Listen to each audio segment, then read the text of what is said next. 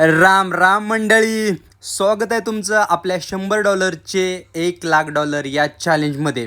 तर आज आहे डे फर्स्ट.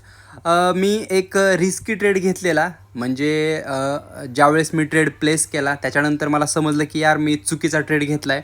परंतु ट्रेड एक्झिट करणं माझ्या हातातच होतं, परंतु मी ट्रेड एक्झिट केला नाही कारण की मला माहिती पण होतं, न्यूज आहे.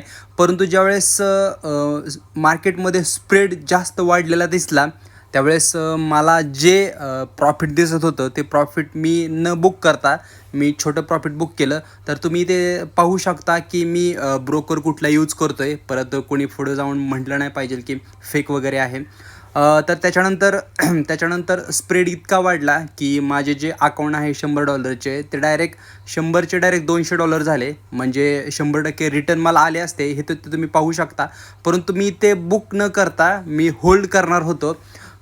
पण मला एक समजलंच नाही की मार्केटमध्ये इतका स्प्रेड का आला आहे. त्याच्यानंतर मी न्यूज वगैरे पाहिली फॉरेक्स फॅक्टरीला जाऊन. त्याच्यानंतर समजलं की ऑल डे न्यूज आहे.